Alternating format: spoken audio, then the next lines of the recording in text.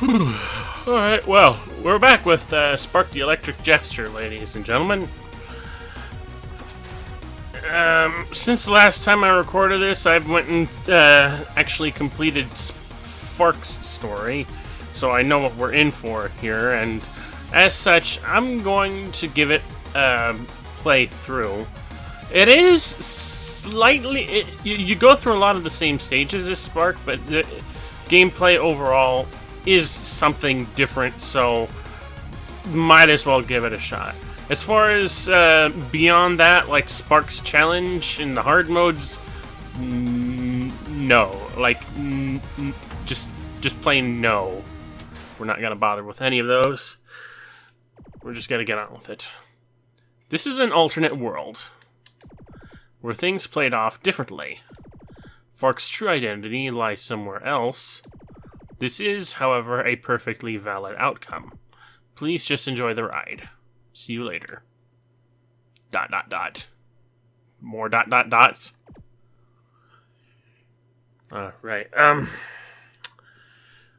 I might have made a bit of a mistake committing to the voice that I had for Fark, but you know what? I'm gonna try to keep with it anyway. It's been a month now since I was born. Before I came into existence, however, I remember a voice. It never told me anything about who I am or where I came from. Instead, all I heard was my purpose. It was never fulfilled. Now, here I am, crashing on some guy's house. The one responsible for fulfilling that mission taking my place. How ironic. Since then, the robotic rampage hasn't stopped. I believe freedom is still out there somewhere. I failed before, but I won't fail again.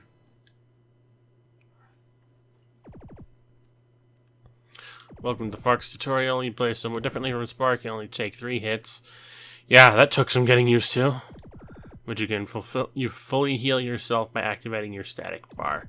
Gain static by attacking enemies or parrying attacks. You can gain a lot more by perfectly parrying enemy attacks. You can activate your static bar and healing yourself by pressing down plus the parry button. Spark also has a double jump and walk on any wall by holding down the attack button. Also has up and down attacks, blah blah blah, we get it, good luck. Right, like I said, this took some getting used to. This is almost completely different beast from Spark's story. And it also had to make very clear to me the value of things like the dash, because I was just starting to realize exactly how much I undervalued that capability when I was playing Spark's story. And it is such a lifesaver.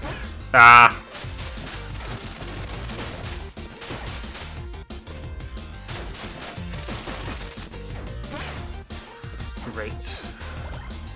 Fudging up already. Of course, I shouldn't, while I'm saying that I didn't use dash nearly as much as I probably could have in Spark's story, I'm also probably over-abusing it here.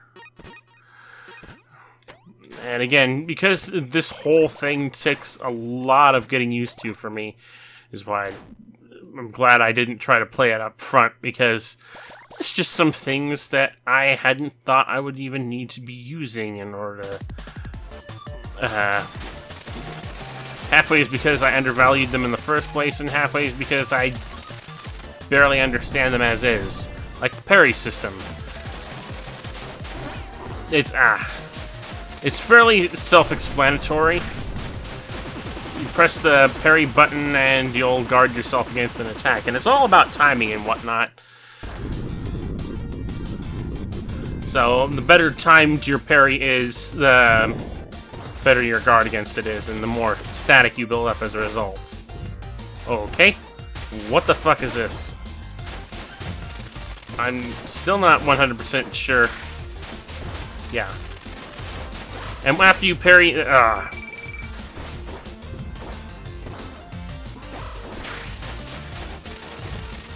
I'm trying to explain this, and I'm... okay, that was too early. Yeah, half the amount of health. Plus having to learn how this parry system works and how valuable it is. Not to mention just the general fact that Fark has no access to any of Spark's special abilities. Like, there are no, like, anytime you're going to pick up one of his special hats, you can't. There's something else there instead. I think it's energy for your static bar.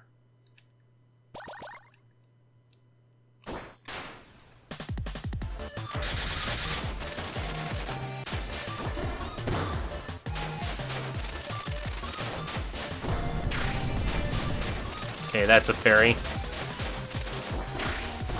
That's a parry. Okay, this thing isn't too difficult, like, once you know how to parry and stuff like this. The thing that comes out of it, though, and it's a bit peculiar to me as is. This is where you have to really know the parry. Okay, that what you saw there was a parry, but it was a bad parry, because I parried just a little bit too late. That is a perfect parry. Like, if you manage to guard against attack right at the right instant, yeah. If you guard against an attack at the exact right instant, you'll get one of those blue parry, those blue marks. If you get a red one, you guard it against it, and you won't be able, and you won't take any damage, but you actually lose energy from your static bar as a result. Personally, if it means not losing health, I'll take it.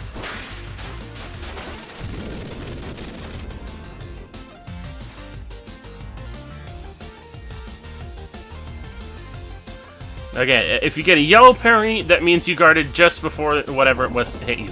If you get a blue thing when that happens, whoa, what the fuck? That means it's a perfect. If you get a red one, you guarded too late and you start to lose energy.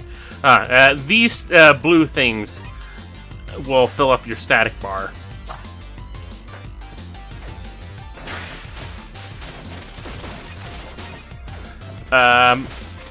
I'm also not 100% sure, but I think the better you guard, the more brief invincibility period you get afterwards. Like, if you get a perfect, not only will you get invincibility, but you'll get it for a longer period of time than you would. Okay, this is the thing that I was talking about before. This is the, you know, I didn't mean to do this. I was just, my thumb apparently pressed down on the D-pad more than I wanted to. And that's your temporary invincibility / health refiller move. It also makes Fark a lot faster, even though I didn't demonstrate that. It's also possible to abuse the parry technique, especially in instances like this, to build up your static bar.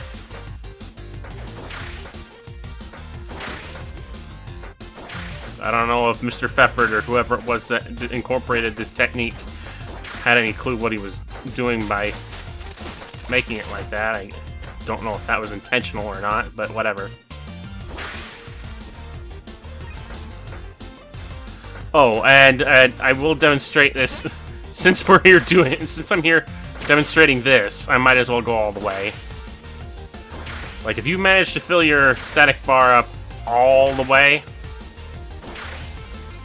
which could take a while here.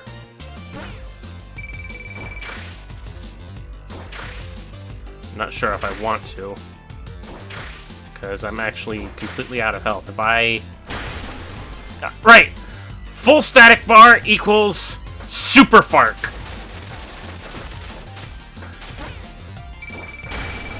Granted, you lose your superpower the moment that you get hit. So, don't get hit.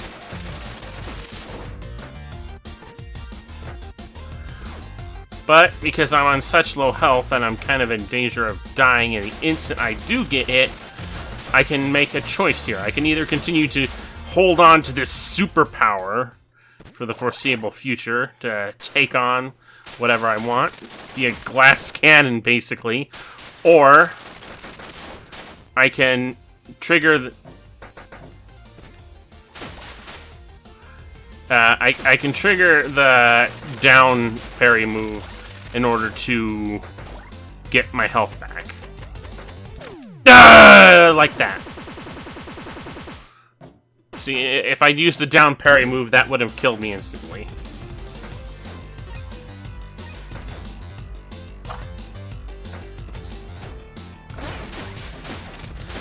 Also, a thing about his dash, I'm not sure I've demonstrated this yet. It's actually a pretty good technique. But here's the thing. Fark can do this. He can do multiple air dashes, one right after the other. So I can basically just...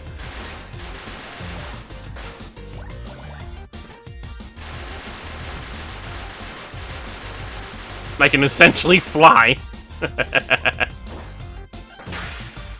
Ugh.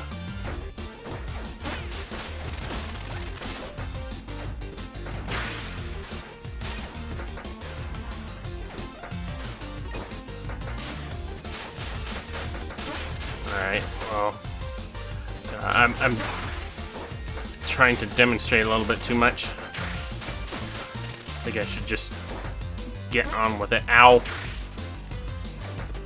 The one thing about the parry system is that it pretty much sticks you in place the moment that you press the parry button. So basically, you do this, you're stopped for a moment while you're guarding.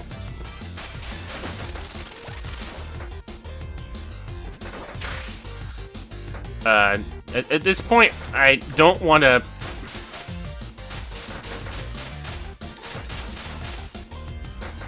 Yeah, I'm so low on health that I kind of want to use the parry system just so that I can regain health.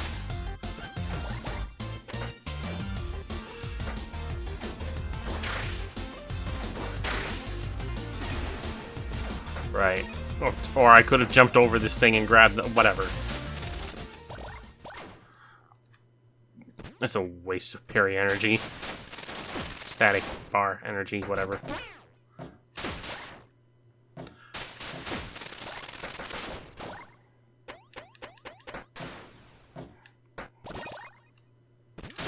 I don't like how the music has been out this whole time. I wish it would wait to go out until I actually was close to the place where I would get near what I assume is the next boss, because...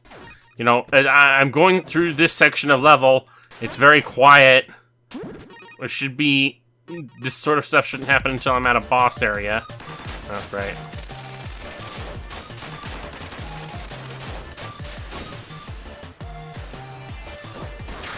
Yeah, and I can parry that.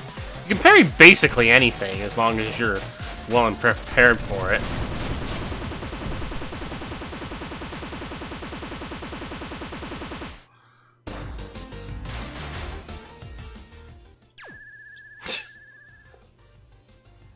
And of course, whenever he passes a sign, it's his images that end up on there. Get up there. Get up there. Go! You son of a fark. And of course, there's no cutscenes here. Fark does have some stuff that happens in this story that definitely make it a different overall experience, even story-wise, from Sparks. Like, not even just the fact that it excludes a lot of things that happens to Spark, but there's some things that happen to Fark that are just plain different, which is why I could at least justify adding this to the current Let's Play rather than forgetting about it. Like, there's even some, as you probably noticed, I'm not 100% sure, ow. There are certain paths that only Fark can take, and he can't even take most of Spark's path, like down here. I don't think I went down here in Spark's story.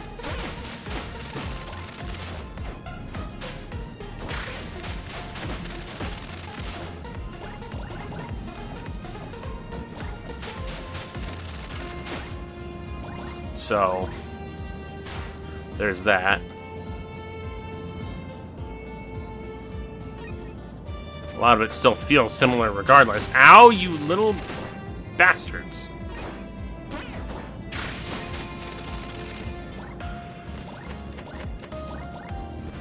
There's also a lot more I feel personally, and maybe I could be wrong. Hey, I can stick on walls. Fuck you. It just feels like there's a lot more of these yellow things, or these yellow collectible things around it in Fark stages than there were in Sparks. That could just be because I zoomed past everything while I was playing Spark Story, and this you have to be a little bit more careful because Fark has less health to sort of shrug a lot of things off. Go! Ow! Why do I get the feeling that I should have come down from there? Because, yeah, it feels like I should be going this way rather than the other way around. I don't know why I decided to come this way.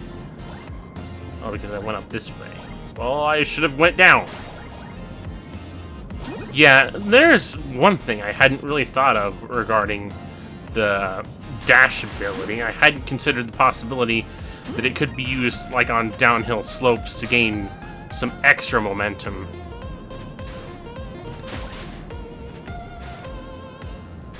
Kind of like rolling in a spin dash or something like that.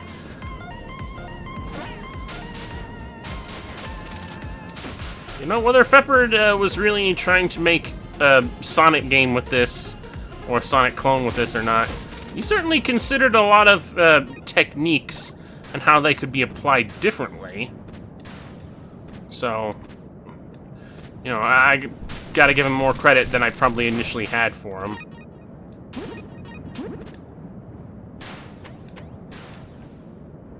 Let's see, can I know? Okay, this is different. It's the same guy, but now there's green energy ball around him.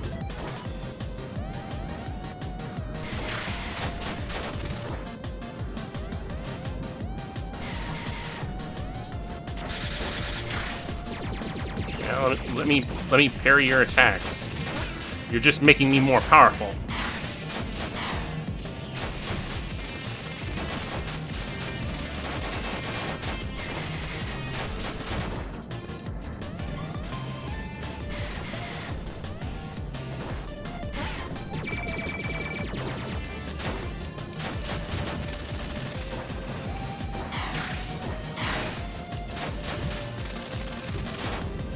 Although I am running out of health here. Or I have run out of health here.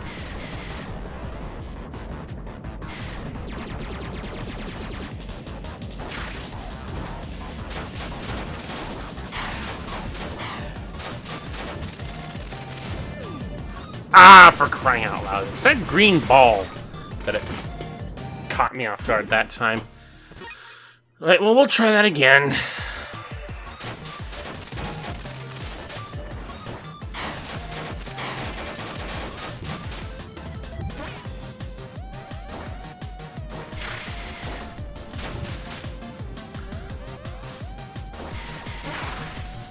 Ugh.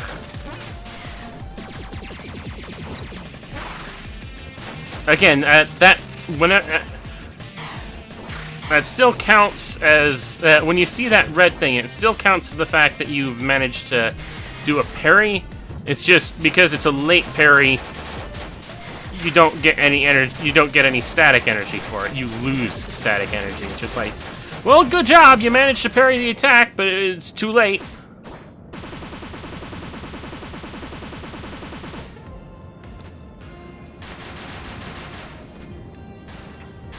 But because you were too slow, we're gonna tell you frick off.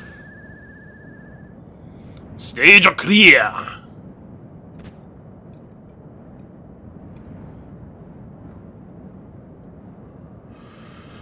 And then we move on to the next stage. Excuse me. Network Coast.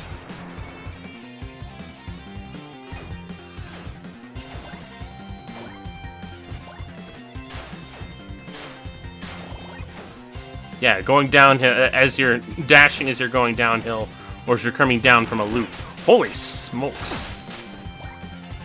A lot of these mooks get recolored, and the crab meats are a lot more aggressive, as it seems.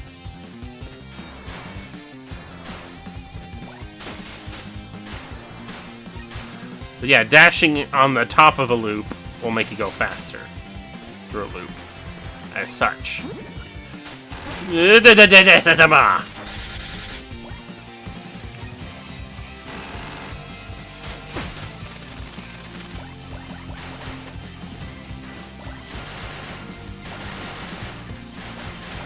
Fuck you. I'm for the Electric Jester. I can go wherever the hell I want. And I don't think Spark could go through that area, so... Yeah, Spark can go wherever the hell he wants. Even though I'm pretty sure he'd rather avoid being in the water. I don't know.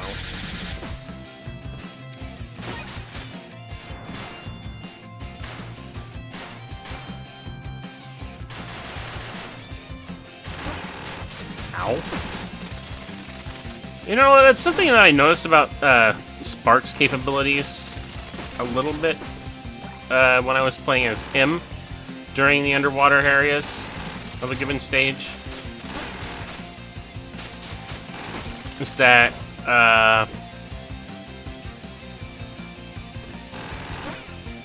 ow.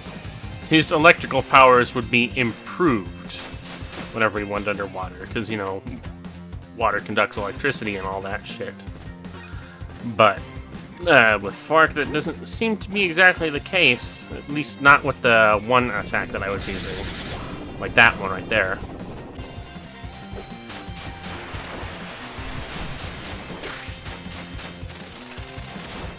Screw you, buddy. I know how to parry.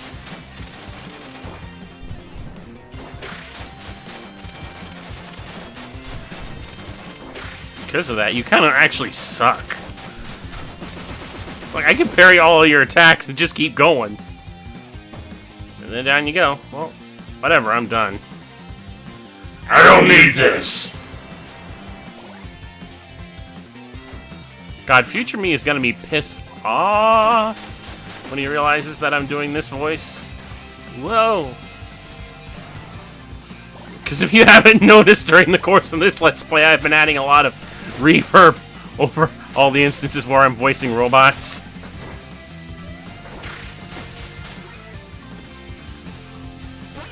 Ow.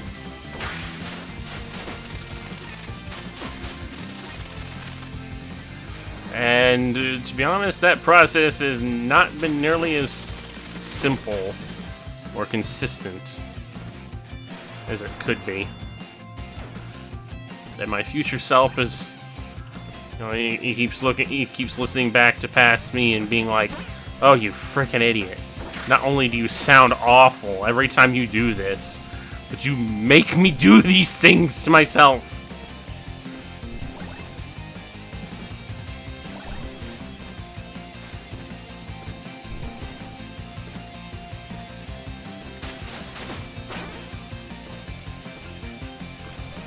Anyway. Ow! I also kind of regretful just simply for the fact that I gave Fark a very villainous voice without really considering whether or not he actually was villainous or what kind of voice he has. It's not like I was playing the game raw for the first time for the most part when I was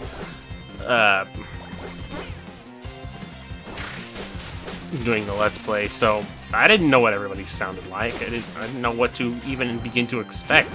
It's not like Mr. Feppard gave him his own voice cast for this thing, or has ever, as far as I know, mentioned what these characters would sound like.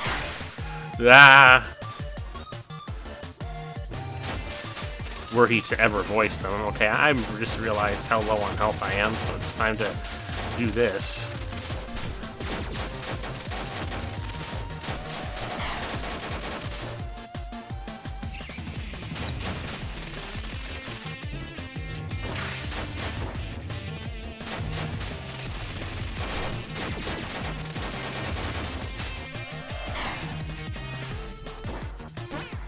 Ow! Why did I do that?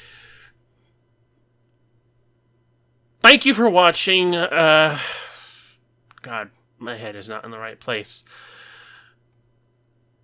Follow me on Twitter, buy me a coffee, RCFS, and out.